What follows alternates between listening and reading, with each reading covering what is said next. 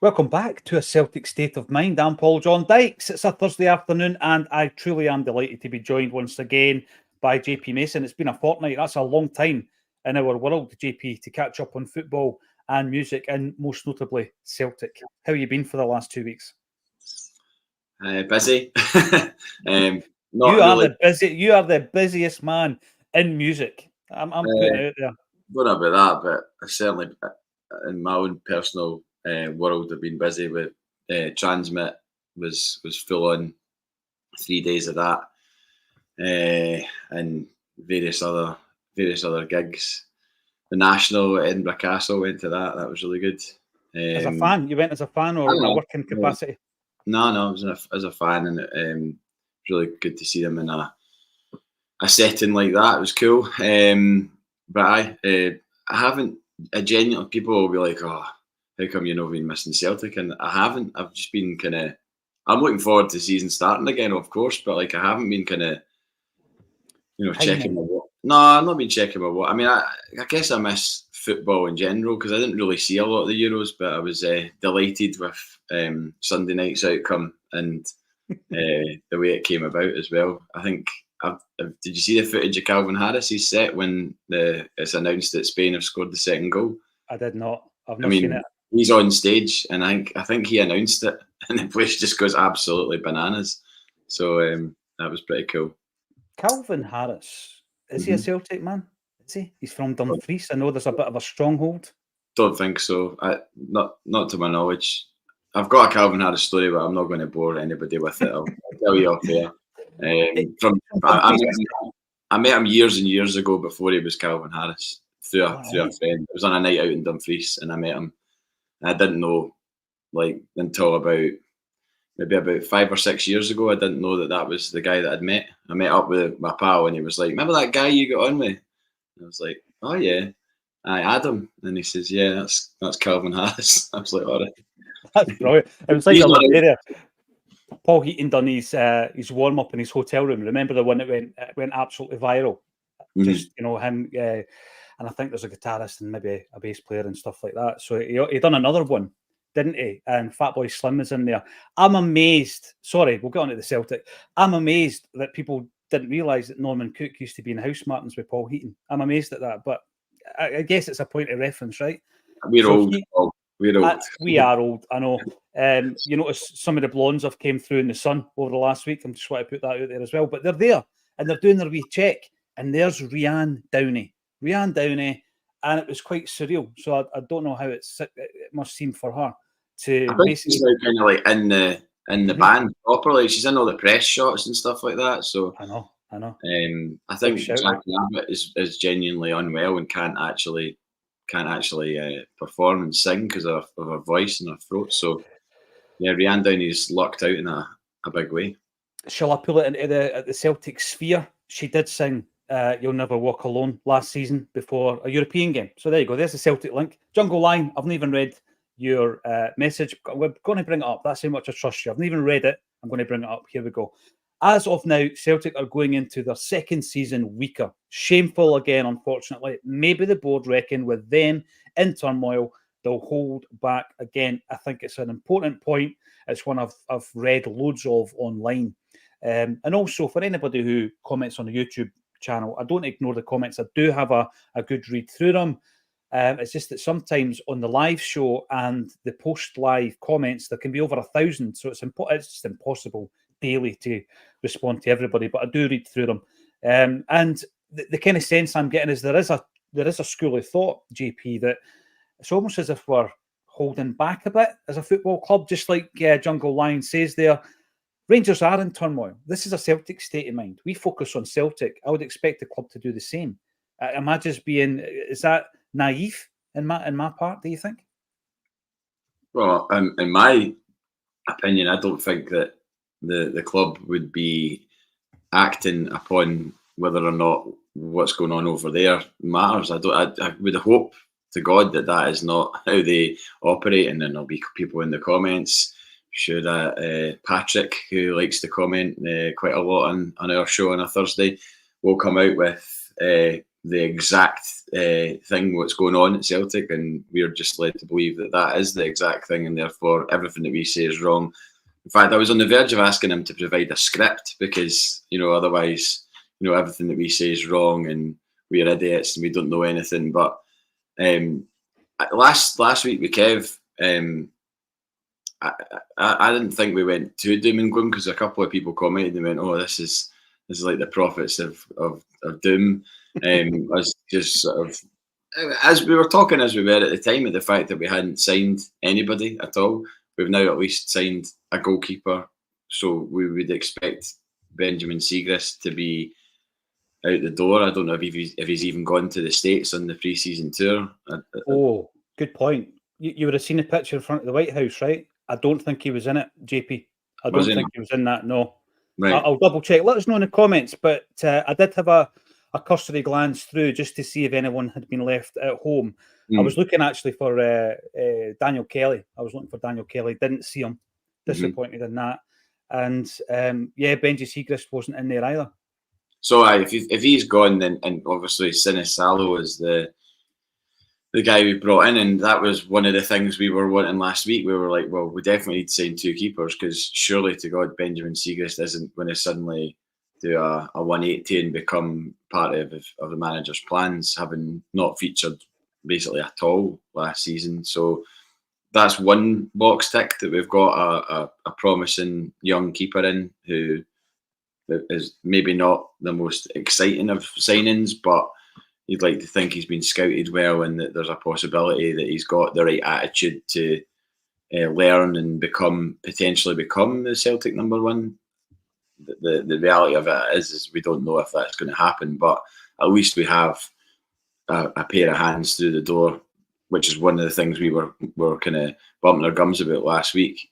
The Bernardo deal seems to, every single day, it's another report saying that it's done and everything else. So that's happening.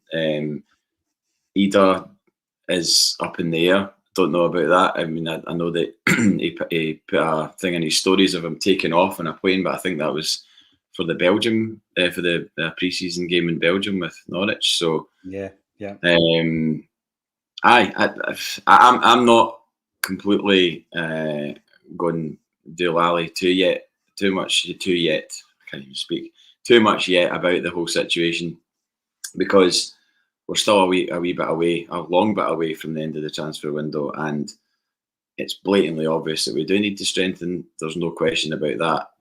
I understand that if that comment comes up in the last Thursday before the end of the transfer window, that same comment from Jungle Line, that's when you're concerned. Oh, yeah. I mean, you could rewind 3 seasons ago to our concerns that we shared every single week. JP, you had the countdown. It was the countdown to Midtjylland, wasn't it?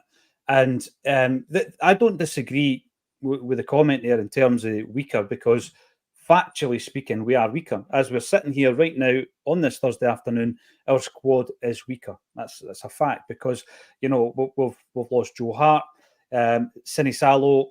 He's going to be the backup. I think it's a great move. If you're going to start looking at kind of forward thinking and having a succession plan on any area of the park, what was our succession plan with Callum McGregor? What is it?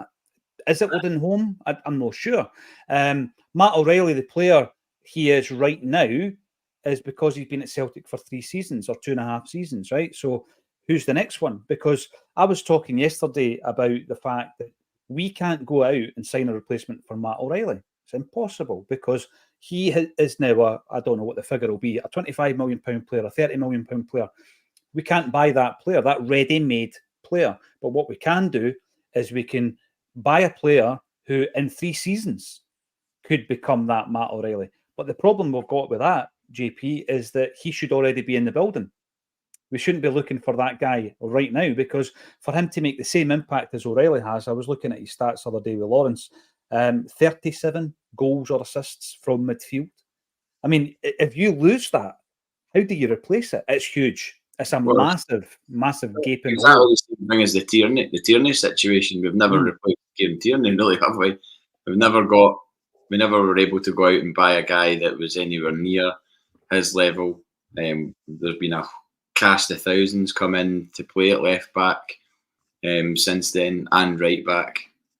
Fortunately, we've found somebody in Alistair Johnston who, if he stays, I mean, surely he'll have attracted interest. I don't want to usher him out the door, but he'll have attracted interest if he's got that far in the Copa America.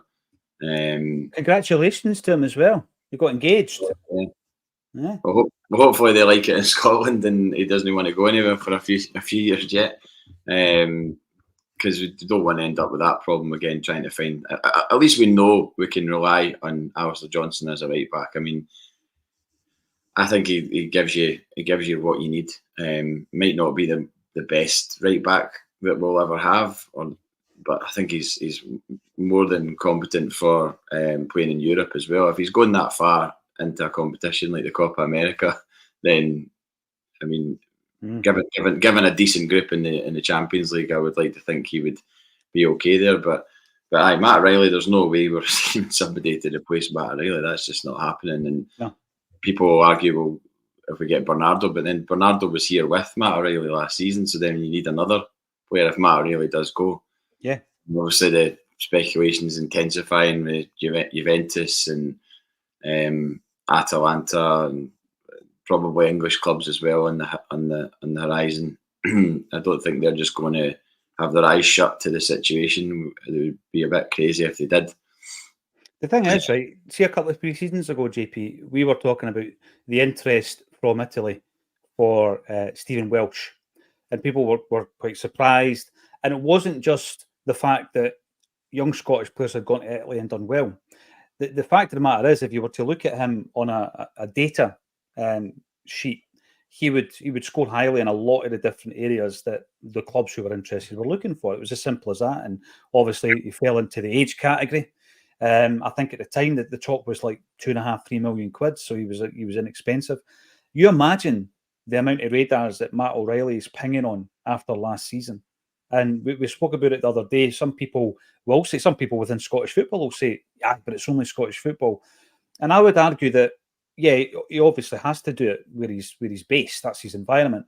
But when he's been asked to step up, i.e. the international stage or on the European stage, he's also done that. So the amount of clubs that maybe have been reported on, I think will be a small percentage of the actual clubs who are interested in him. They'll be interested in Spain, Italy, England, like you say, and maybe further afield. There might have been interest earlier on from Turkey, for example, earlier on this year. So I mean, in terms of the price and all the rest of it, great. Let the club deal with that. They're pretty good at that, let's be honest, at turning a profit on players. But it's the replacement thing, because I agree with you, right? You bring in Bernardo. For me, Bernardo's not a replacement for O'Reilly because he's a different type of player. It does look similar. We spoke about that this week as well. He's got a similar gait. He's got that tendency to wear his socks a wee bit lower, kind of Davy Proven style. I don't know if that's a trend, if that's in vogue. But in terms of a player, I see Bernardo far more of a defensive player than a Matt O'Reilly type who could. I don't think, and I might be wrong because I know O'Reilly's stats the previous season weren't as good as last year, but I don't think Bernardo's going to be involved in 30-odd goals, creations or goals scored. I don't see him being the same type of player. So I agree with you. You bring in Bernardo, of course you do, but he's not replacing Matt O'Reilly, is it? No, it would be coming back to fight for a spot that he didn't win in the first team last season. It's not as if he's just going to waltz back in, and if Matt Riley leaves, he's going to become the first choice midfield option. I wouldn't have thought that'd be the case anyway. But it's intriguing at the moment to see what's going on, because obviously the manager knows. When he was asked about Kasper Schmeichel, he gave a kind of, was it Jerry Taylor that asked him about Schmeichel after the United game? No, it was actually after the press pack were together that Jerry got a chance, and Jerry had obviously watched that, so he didn't repeat the question, but it was just before Jerry got a chance to chat to him. Because it was after that game he was asked about Schmeichel, and he obviously would have known at that point that he was going to make a move for him, and he didn't play his hand, and I guess he's got to become good at that, because there'll be pressers before and after all the friendlies in the States where he's going to get grilled on X, Y, and Z. I would imagine by the time he gets to do the first one, Schmeichel will probably already be there. I saw something this morning about the medical's been completed in Italy and he's going to fly out to America. So, what do you think about the Schmeichel signing? Well, I was going to go back to that because I was using the O'Reilly situation as an example, JP. I think that the Sinisalo stroke Schmeichel move, all right, people maybe didn't get too excited when they seen Sinisalo as the first signing. I don't think these things can always be planned. You know, it obviously wasn't really planned because there had been pictures of him before he, getting on a plane before he was announced. But in terms of succession planning, I think it's brilliant. I could be critical and say we should have done it when Hart came to the club, or we should have done it last season with a goalkeeper like Sinisalo. But last season was kind of like his breakthrough season. So I'm delighted with it, with both those goalkeepers. It leaves us in a situation whereby we really need to start cutting it. We're top heavy with goalies now, right? So Josh Clark's on the US trip. I've seen him, as is Obalayemi. Seen him in that shot outside the White House. I mean, imagine being a Celtic player. You visit the Pope and you visit the White House. And it's insane. It's absolutely insane. Siegrist can go. I actually think Bain can go. My idea of the goalkeepers now is you've got Schmeichel stepping right into Joe Hart. We said yesterday, and somebody completely disagreed, but we said yesterday that arguably Schmeichel's an upgrade on Joe Hart. There you go. Throw it out there. Let me know in the comments section if you think that's the case. I know that he's a year older and everything else, but Schmeichel isn't coming in from the cold. When we signed Joe Hart, he had played 10 games of football the previous season, JP. And he was coming in from the cold. It was a risk. It was a much bigger risk back then. Also, nowhere near international honours because he was, long out. Yeah. And Schmeichel's played every single Denmark game in the Euros, isn't he? Absolutely. So I was looking at that. We all know that he had success. He was a young goalkeeper at Man City, but his big success in England was with Leicester. Part of that success was with Brendan Rodgers. I think it's a brilliant signing. I really do. And then he mentors Sinisalo for 2 seasons. And within that period, he gets some games. I think that was the plan. Slightly different, but I think it was the plan with Siegrist to get him the League Cup games, and then he disappeared after 2. Give him as many games as you possibly can. And then you will have a ready-made replacement at the age of 24. That's what Sinisalo will be in a couple of years. I think it's a great move. We should be doing that kind of thing more often. I mean, here's a point coming in here from, here we go. I think it's, John Sweeney. John Sweeney, in you come. Playing on this tour with 1 striker and 1 left back, shambles from the club. That's the opposite of the succession planning, isn't it? So we've sold O. The reported fee has been as high as 4.2. Some people were saying it's nowhere near as high as that. And we're left with 1 striker.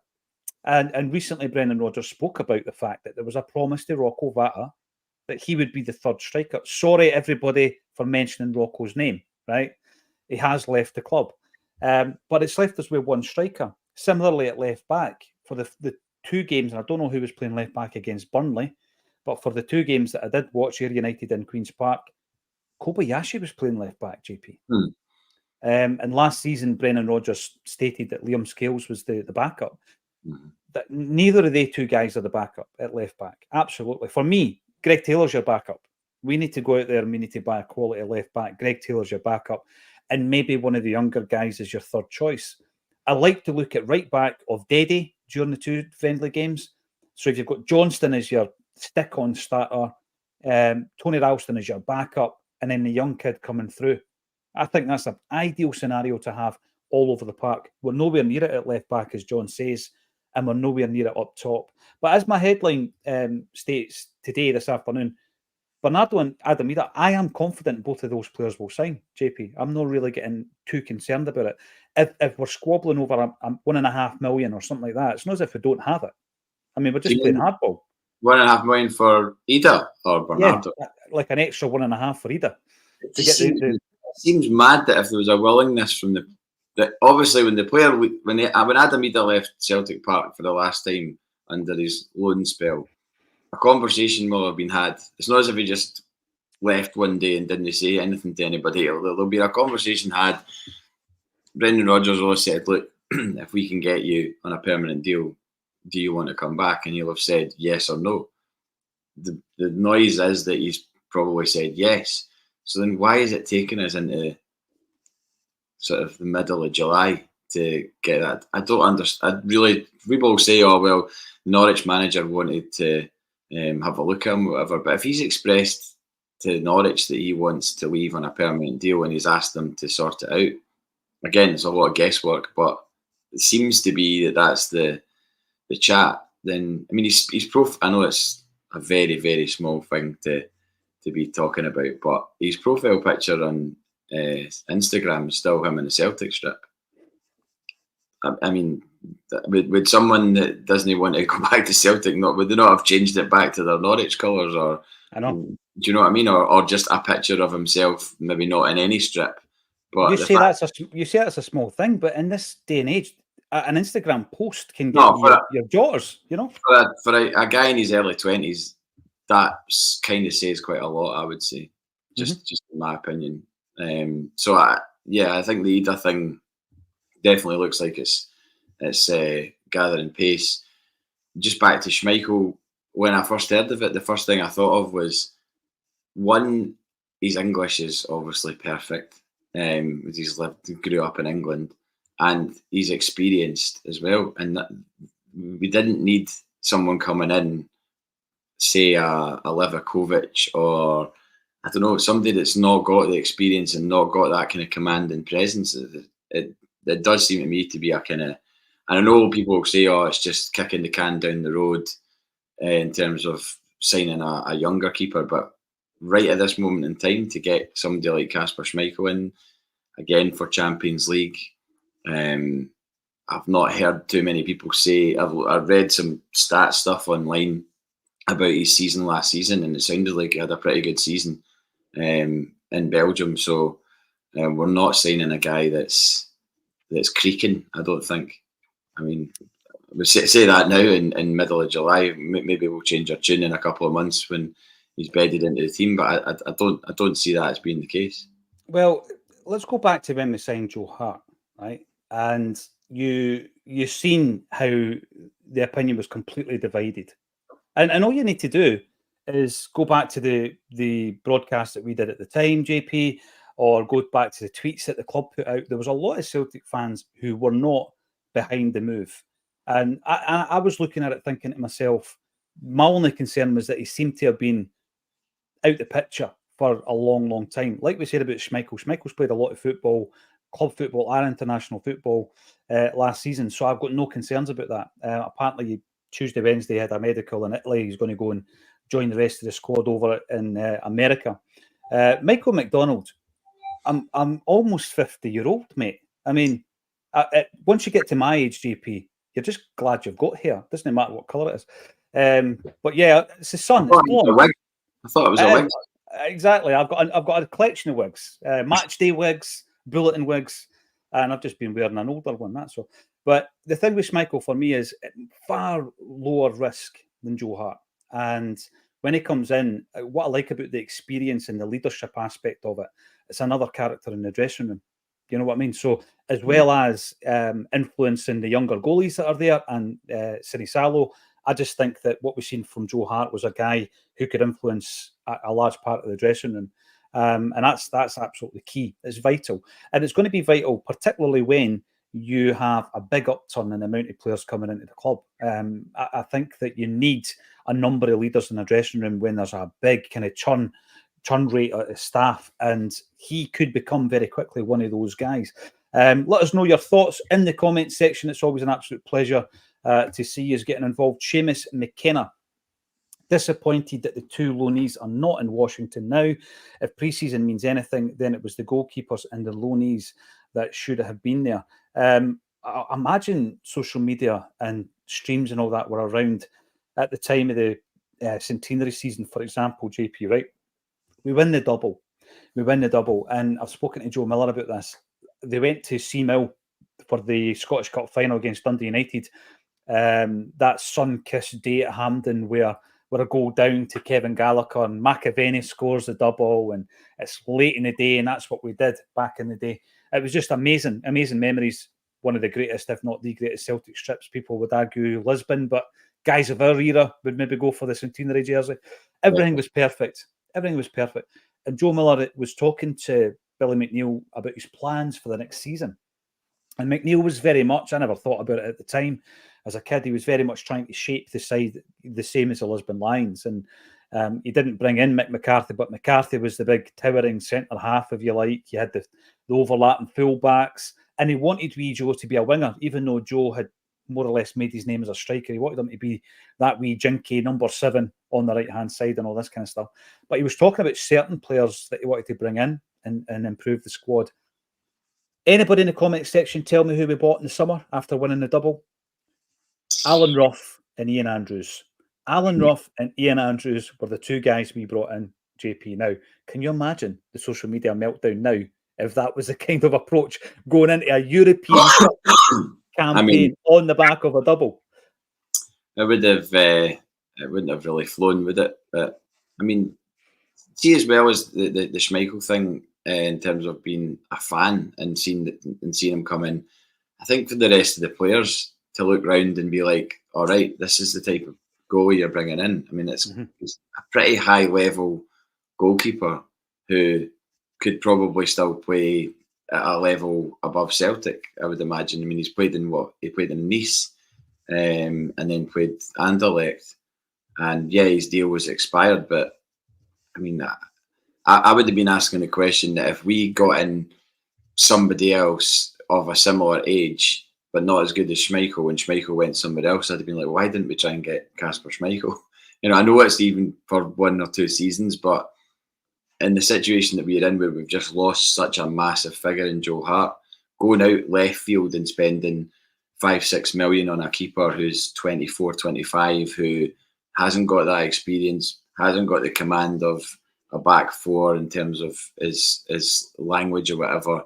I think the more that you talk about it, the more it makes sense. And I don't see it as a kind of I mean, he's going to be on a fair wage as well, I would imagine. He's not going to be doing it for buttons. Well, the thing is, Joe Hart's gone.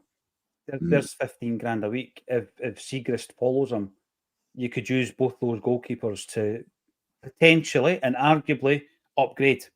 And I think that's great business. I don't know what he's on, JP, but let's say he is on the kind of higher tier of the 3-tier payment system that Celtic seem to operate. And he's making 30 grand a week. And there might be some kind of bonus structure working into that. Who knows? But I think he's worth it. He's worth every penny of that for me. And the way that you use your squad, if you move on Joe Hart, time to go for Joe. Brilliant servant. I thought his 3rd season was his best. Siegrist, it's not worked out. You move on and you use that money and you put it into someone like him who can make a massive, massive impact. It's a good move. Did you read Joe Hart's comments about him? About Schmeichel? Yeah, somebody shared that actually on the Facebook page. There was an interview that Hart did, and he spoke really highly of Schmeichel, didn't he? I said he really helped him when he came into Man City, because I think they first played against each other when Joe Hart was at Shrewsbury and Schmeichel was on loan somewhere or whatever, and then they ended up both at Man City together, and he said like Schmeichel was really good with them, and obviously they were about ages with each other, so but Schmeichel had been there a bit longer. I don't know, it just sounds like a guy that if you'd have said to us a few seasons ago that we'd get Kasper Schmeichel, I don't think we would have complained at that point. So if that, and we said a few weeks ago when we were talking about this that the goalkeeping situation is such a massive thing that we have to get right, and with this signing, it does kind of feel like we're getting it right. Time will tell. We might be made to look foolish, and people in the comments like shaking their wrists at us might be right, but I don't know. I don't know what the universal feeling on Schmeichel signing for Celtic is. I don't know if everybody's on board with it or not. I don't know. I genuinely don't know. Be interested to know. It would be good. Let us know in the comment section. I love the comments coming through, even if you're slagging us off. It's all part and parcel. Barry, Louis. Alan Ruff was the Scotland goalie. He was an international. Know when we signed him. He'd left Scottish football, actually. He'd left Celtic, signed him from Orlando Lions.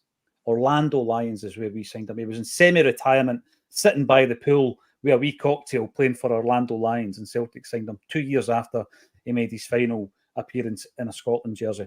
I want to make a big shout out, right? Because, you know, we do love a bit of music on this show, JP. We have spoken about it now and again in the past. But someone shared something on Twitter yesterday and it blew me away, right?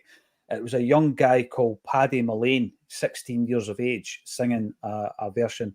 And I'm going to say my favourite version of The Dying Rebel, right? I don't know if you've seen it on Twitter. It was sensational. And then he's a hard guy to find. Couldn't find him on the socials. Just a young guy. But apparently he's 16 years of age. And there's a few sessions on a Facebook page. I would implore everybody just to go out and listen to this young guy's voice, man. I mean, I love my Irish music. And when I listened to that last night, it took me back to listening to a bit of Shane McGowan, the Pogues, Damien Dempsey, Christy Moore, you know, that brilliant version on Irish TV where it was Aslan's lead singer, wee Christy Dignam, and Finbar Fury. And that rendition, it's now got 22 million views. Sinead O'Connor. I love loads of Irish musicians, JP, but this wee guy was brilliant. Blew me away. Did you get a chance to hear it?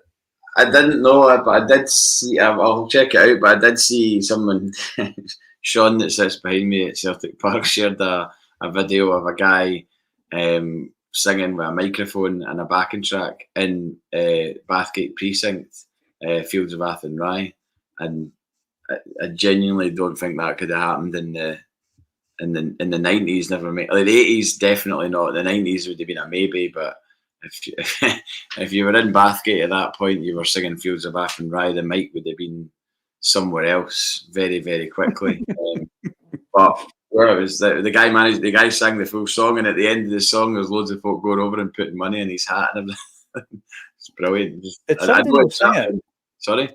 Did somebody know sing the Fields of Athenry in one of the talent shows? Was it the X Factor or Pop Idol or something? I'm sure somebody sang the Fields. Sure they did. As long as they did it well. I mean, I think they did, but it was just like I think they were being looked at with blank kind of expressions from the panel because that's not what they were looking for. But I'm sure. Let us know in the comments again. False memories do exist, JP. I might have made that up in my head. I might have been watching it one night and just thinking, I wish somebody would go up and sing the Fields of Athenry.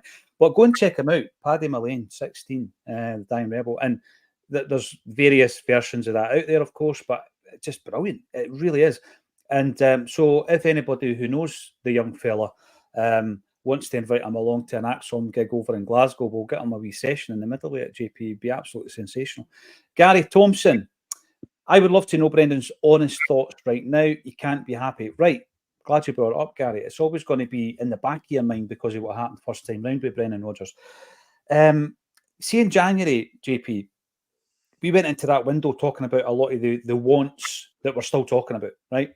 And we never got them. We got a winger and we got a striker on loan. And in this particular window, I've set out my own stall. I thought because of Joe Hart's retirement, the situation with Seagrass, we needed 2 goalies. So it looks as though we've got that. We need a left back. We needed that in January. Left centre back. We needed that in January. Right winger, we brought in Nicholas Kuhn. Still on the fence about him. If Brendan Rodgers is looking at his wingers and he's happy with them, I think that might be an error unless a couple of them really step up to the plate. Obviously, Idah, you wanted Idah to come back, and even if he does, I think we need another striker behind him, right? So that takes us up to 7. You want Bernardo to come in, so that takes us up to 8 signings. But, you know, take away Bernardo from that equation. All those positions had to be filled in January, and they weren't. We were only able to fill 2 of them, one of them being a short-term deal.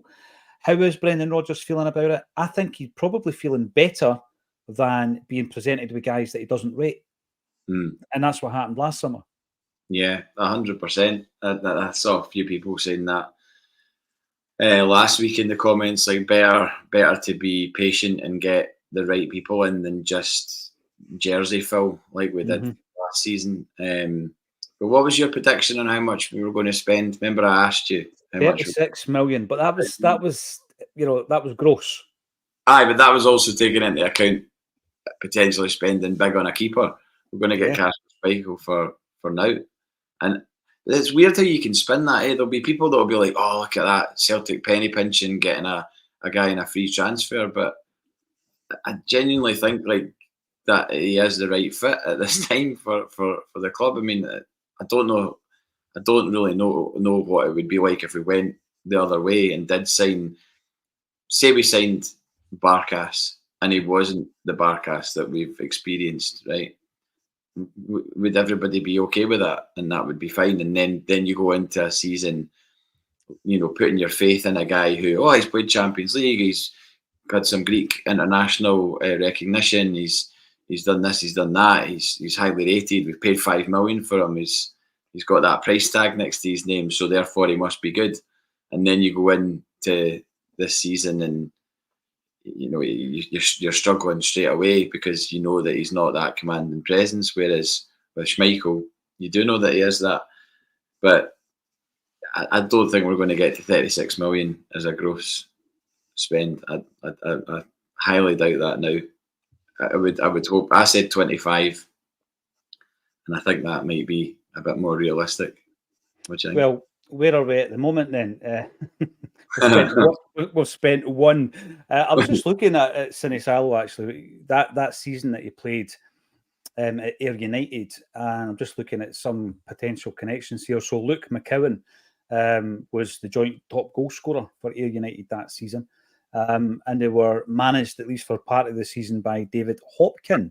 So there might be people out there that we can speak to who could speak of the goalie. We might get a decent interview to some people.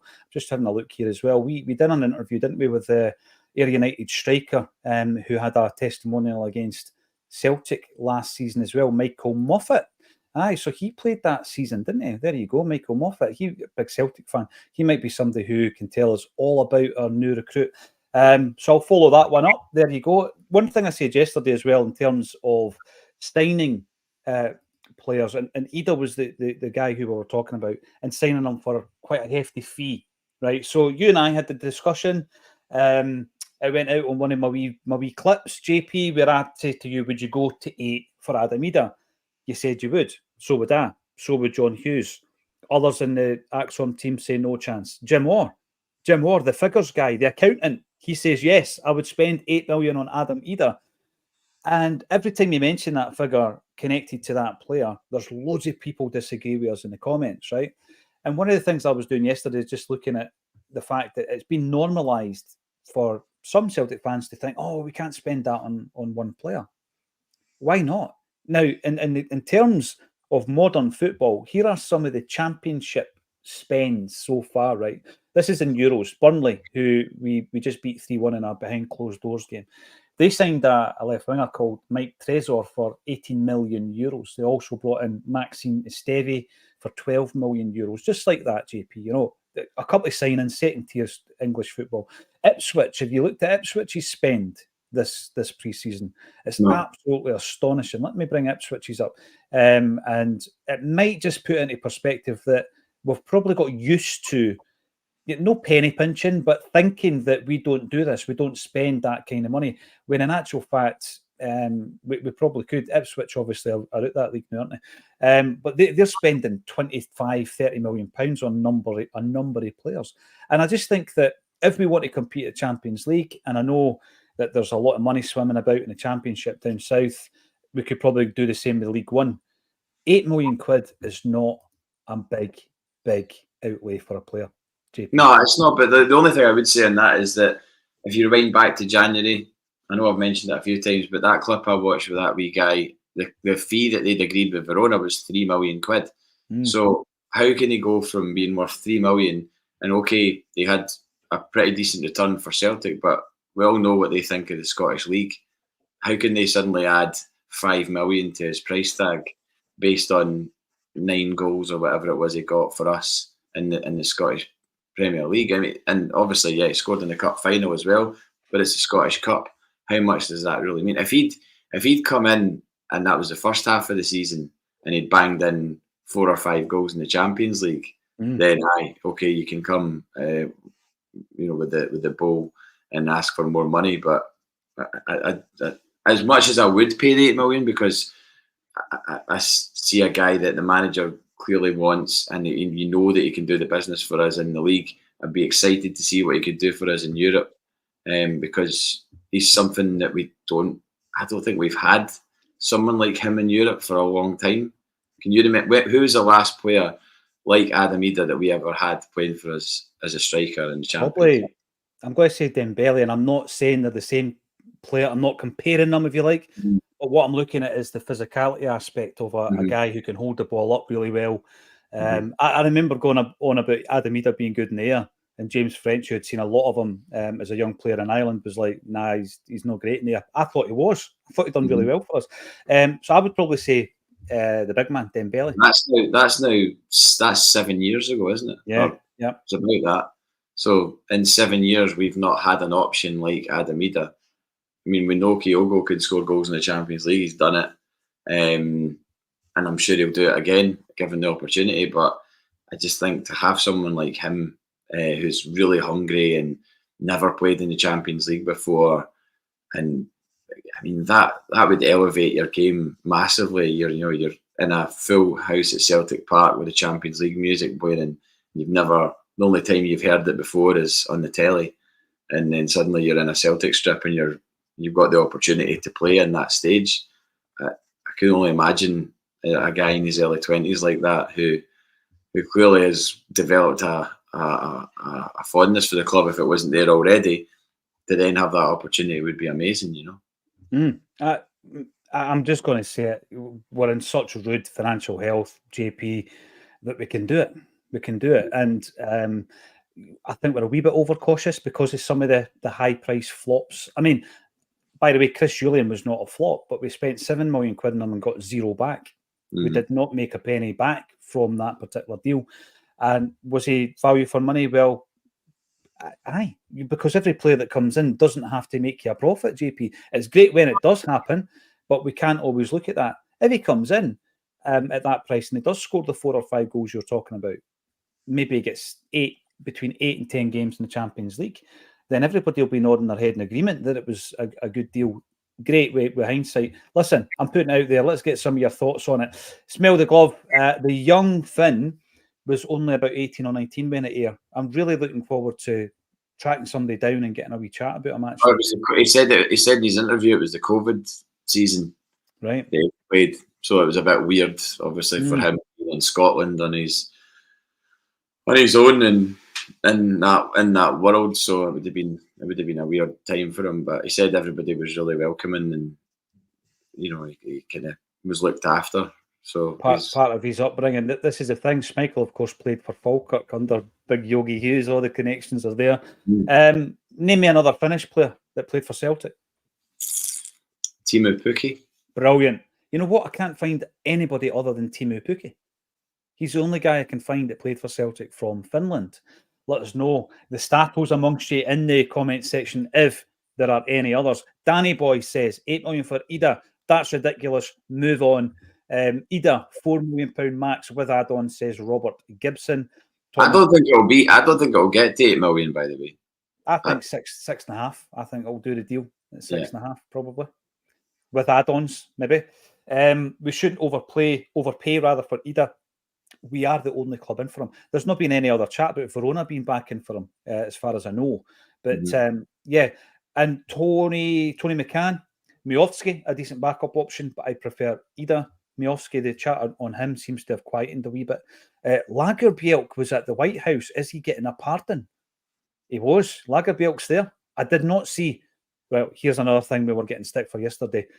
Right, JP, Mike Nawrocki. Close. That's it. Right.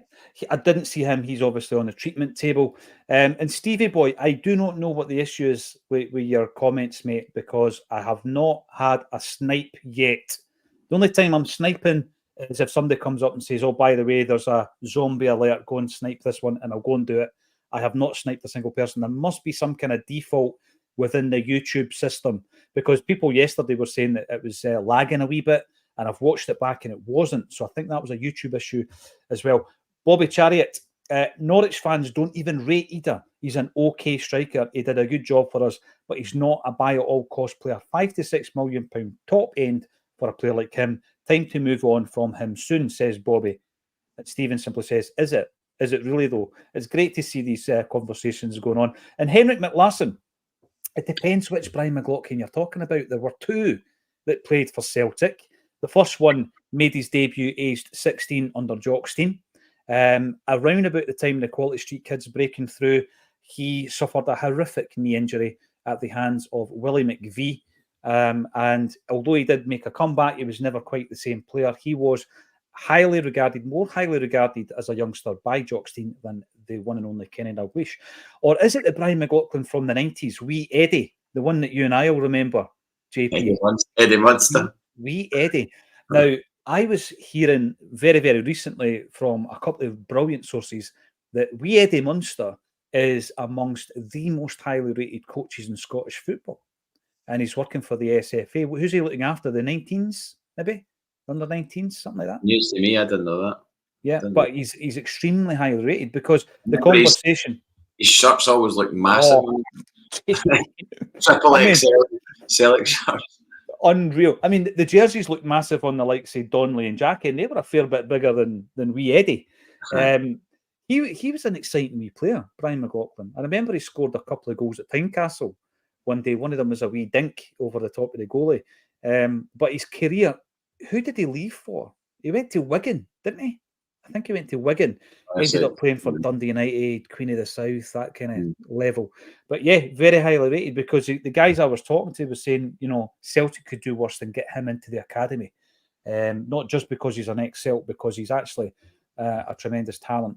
Now, you may have seen on the social media yesterday that we did record episode number 8 of This Is Acsom.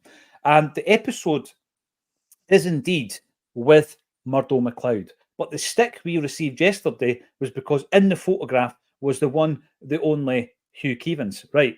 And people were saying, I cannot believe you're giving him a platform. Let me explain, right? Because social media can be difficult. The nuances of an explanation can sometimes not land, JP, as I'm sure you've found in the past yourself.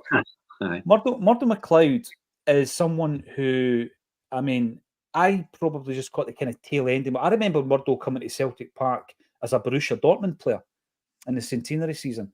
And I remember the rebuild that Billy McNeill had on his hands when he took over for the centenary season, because the likes of MacLeod had left, and Brian McClare and Le Petit Merd, Alan McInally, Danny McGrain had retired. We'd lost a lot of talent, and he had to rebuild the side. And Murdo MacLeod was one of the guys that left. And I spoke to Murdo on one occasion. He came along to the Neely Mockin book launch, Celtic Smiler, because he loved Neely. And he obviously came in the season when 10 men won the league, Murdo. And we got a right good chat.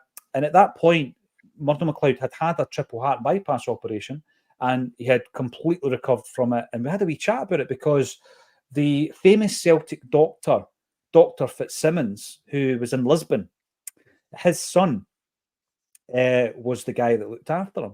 So there was all these Celtic links, and we were having a wee chat, and everything was great. But anybody who obviously knows the situation with Murdo had a horrific time of it. He was 8 weeks on a ventilator. This was 2 years ago now, actually. And at that point, he nearly died. And it was one of these things, JP, where if you've had a triple heart bypass, every so often you have to go in, and they might have to go in and do something, some kind of process. And it's meant to be very much run of the mill, but there was complications, and Murdo was on a long, long road to recovery, and it was great to see him recover. Murdo has decided to write a book, an autobiography, and it's been written by Hugh Keevins. Now, somewhere on these shelves, I've got Tommy Burns' autobiography, also written by Hugh Keevins. And that's the reason Hugh was there. Now, you've got to remember, Murdo almost died on the operating table, and then the road to recovery has been incredibly difficult for him. Hugh is more or less his rock when it comes to recalling his football career, because they had been working on this book for a long, long time, and he fills in the blanks and he prompts and all this and that. And I'm not saying there's anything wrong with Murdo's memory, but there's obviously a frailty there, JP. So I'm going to say it. Hugh was there to support him. He was there to support him. And we've taken a lot of stick for having him on the show. This is Murdo's show, and Hugh Keevins, whatever you think about him, was there to support Murdo. So fair play to him, JP. Fair play to him. No, absolutely. I mean, met Murdo MacLeod briefly at the tribute to Wim Jansen in Armadillo. Yep. And I mean, I'm fully aware how ill he was, just from being in touch with Simon Donnelly, and I know that it was really, really close for him. So yeah, he's lucky to be here, and it's great to see him out and about doing stuff when you know that how close it was, because the guy at my work was very close to death in 2015. In 2024, he's still up and about and doing stuff, and maybe not doing the same as what he was doing in 2015 or before it. But you know, when you get that call from someone to say it's touch and go, like it's a horrible situation. So great that he's mobile and able to do stuff again. You know, just because that doesn't happen to everybody. Not everybody gets that fortune after going through something as serious as that. So no, you're right. You're right. You and what a story. If you just think about when I go in, and I, by the way, was not involved in the show yesterday because Asim Rabani and Chris McElwain ran the show and done very, very well last week, and they've done the exact same this week. So I'm looking forward to watching it myself because I wasn't there. So Murdo MacLeod's got a great Celtic story, and I just think when I'm going in to speak to anybody, JP, what's the big bullet points of their Celtic career, if you like? And it's 10 men winning the league. You know, it's the Scottish Cup final riot in 1980. It's Love Street 86. It's all these kind of moments. It's the 1985 Scottish Cup final. It's Murdo that gets brought down for Proven's free kick, I'm sure. You know better than me. That's before my time, really, in terms of watching Celtic week in, week out. But Murdo MacLeod to me is the guy that came in, was the confidant for Wim Jansen, and arguably, do we win that league without Murdo MacLeod being there as the buffer between Wim Jansen and the players? I'm not so sure. I mean, there's maybe a parallel universe where he doesn't get Murdo MacLeod as his right hand man, and Wim Jansen clearly trusted him, and he didn't trust many people, I don't think, at Celtic Park at that time. And there was no love lost between him and Fergus McCann, and obviously the Jock Brown thing sullied the whole thing going into the second season. But did you listen to the Celtic Underground podcast with Andrew Smith?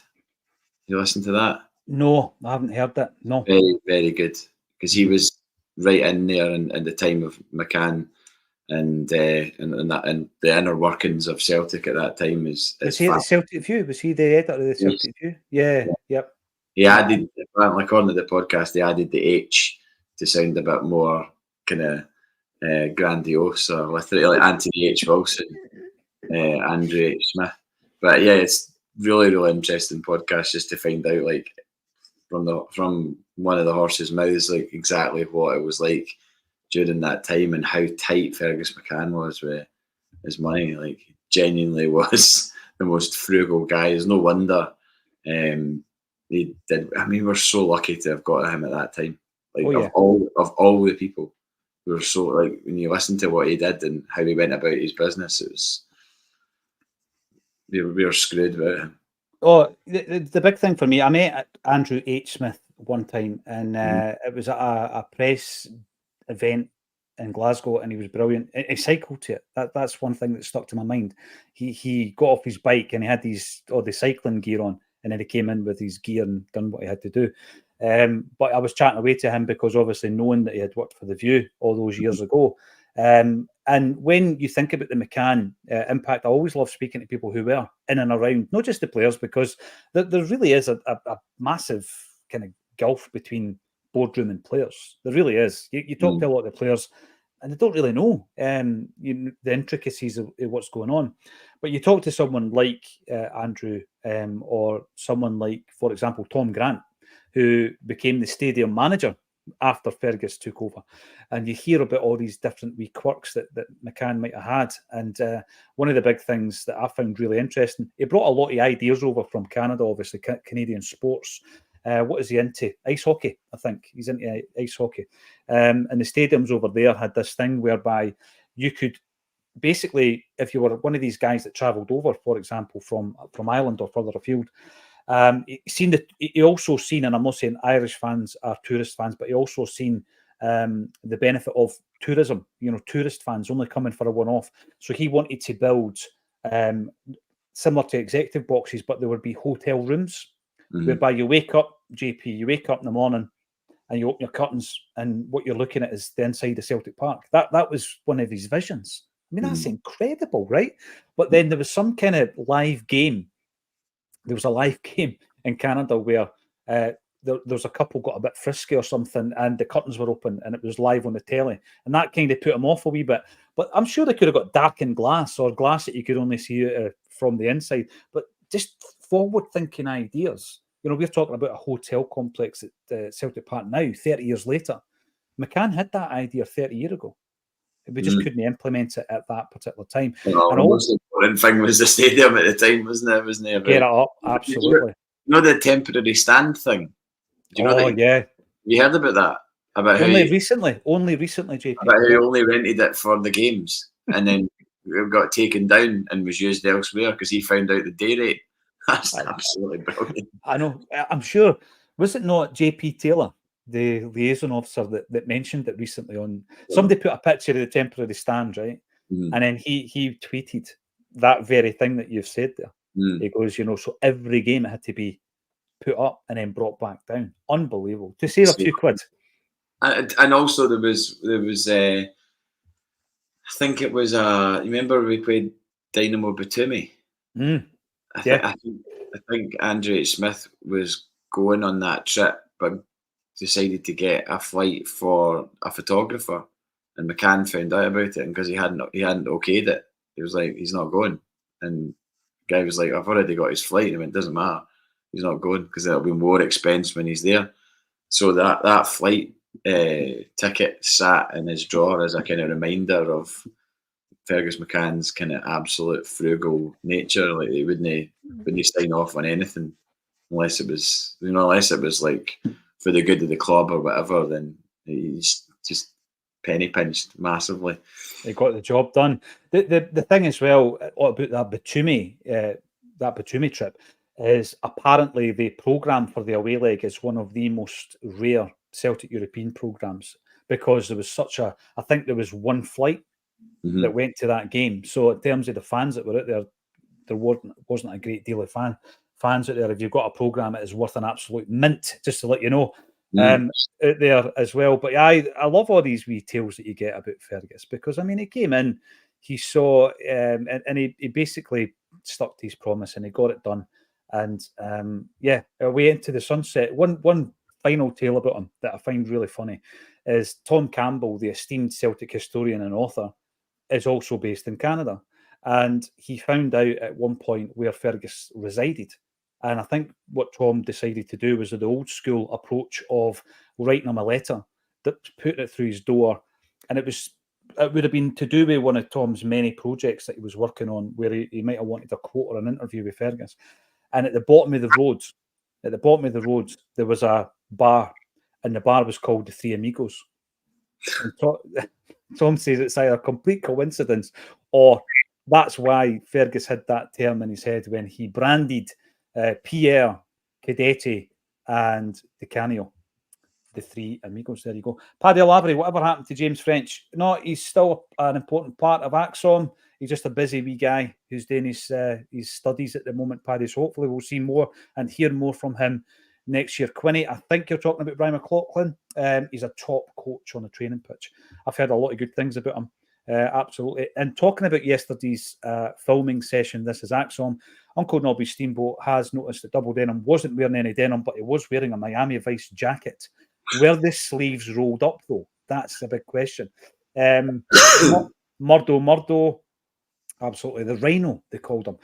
Before we go, there is a link. We're going to bring it right back to Celtic, but you have a Manchester United jersey hanging up over your right shoulder, JP, and we always have a wee chat about your jerseys that you've got up there. Now, obviously, we're about to announce the signing of the legendary Peter Schmeichel's son Kasper as our new goalie. So there's a link. They're also in town. I think they're in Edinburgh this weekend. They are, right? Yeah. To play some mob.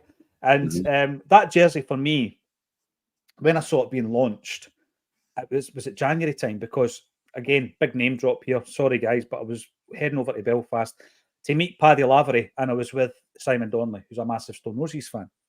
And we were talking about the launch of the Stone Roses range of Manchester United Adidas gear. And quite frankly, I think that's sensational. But it reminds me a wee bit sadly of Odsonne Edouard. Yeah. Who knows where he's going to go this summer? I mean, I don't think he's coming to Celtic. That's for sure. But I mean, would you spend $8 million on him? Definitely, yeah, definitely. I just don't think if he was coming back, he'd need to be the number one striker, and then where's Kyogo at that point, you know? But yeah, Edouard was brilliant for Celtic, and we've already dreamt up the release video of Edouard shopping in a record shop in Glasgow and putting on I Want to Be Adored. I got that obviously because I favour Manchester United, but it was too good to not get. I mean, I know that Adidas and football clubs churn out so much stuff. I saw John Hughes wearing the Christmas top yesterday. It's just also expensive. Like, I would probably go to that Man United game on Saturday if it wasn't. I heard the ticket prices are absolutely obscene. They're about 80 quid. Is that right? But I think it's somewhere in that ballpark for a friendly. And obviously you'd have to listen to all manner of stuff coming out of their end. So I'd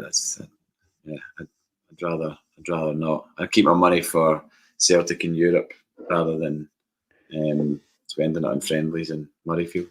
It's turning into the kind of Harlem Globetrotters style, isn't it? But last word on the Stone Roses and Odsonne Edouard, if he does decide to come back to Celtic, that jersey behind you obviously is in homage to the Stone Roses, and the cover art of said album has become iconic. It's one of the most recognisable record sleeves of all time, and we obviously used to sing "I Want to Be Edouard," and that was "I Want to Be Adored," which was the first track, the opening track on the Stone Roses' eponymous 1989 debut album, JP. But the cover, this is the interesting thing, the cover, right? Here you go. I wrote a wee article about this. Ian Brown had met this Frenchman when he was hitching around Europe, guitarist John Squire recalled when speaking to Q magazine in 2001. This bloke had been in the Paris riots, and he told Ian how lemons had been used as an antidote to tear gas. Oh, there you go. So then there was the documentary, a great shot at the start of a guy throwing stones at the police. I really liked the attitude, said John Squire. The documentary in question is Revolution Revisited. It was screened by Channel 4 in the spring of 1988. The film, broadcast 20 years after the Paris riots, inspired Squire and Brown to write Bye Bye Badman for the debut album.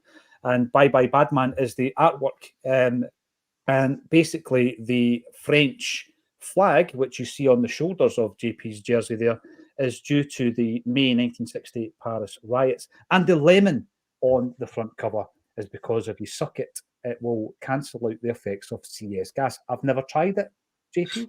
Never tried that with a lemon. But there you go.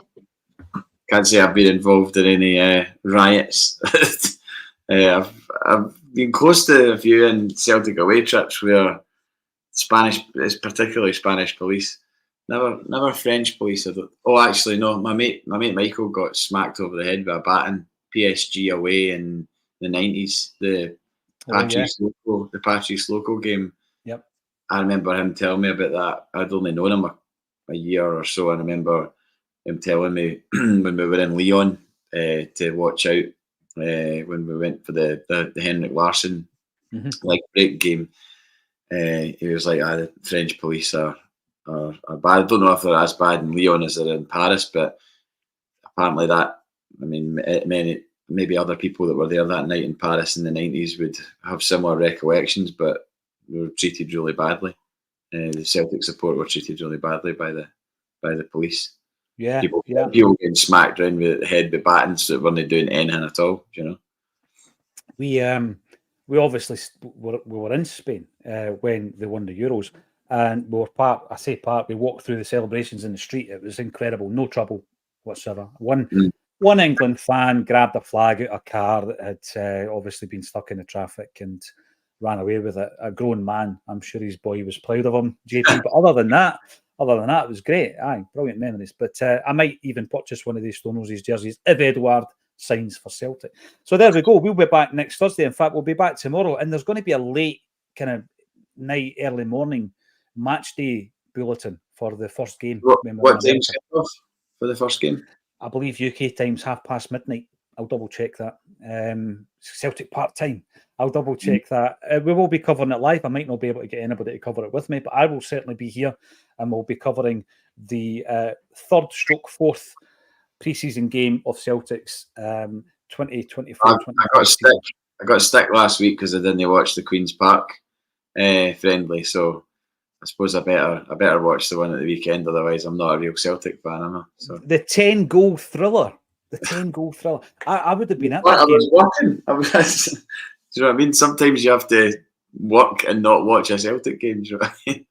Well, if you don't work, you can't go and watch Celtic. So absolutely. Have I had been in Scotland, I would have been at the game. So I was quite disappointed in that. But there you go. Thanks, everybody, for getting involved. Joe Ledley is going to be coming up to visit us next Friday and Saturday. The first gig is at Gracie's. It's close to selling out. If you want to come along to see Joe Ledley in action, I don't know if he's going to do his dance moves on the stage, but they were pretty good when he was obviously in the Euros for Wales. He doesn't do this very often, so I'm really looking forward to it. Come along, and we'll have a good night at Gracie's. Thanks, everybody, for getting involved. And thank you once again to JP Mason for joining me on A Celtic State of Mind. Cheers, Paul.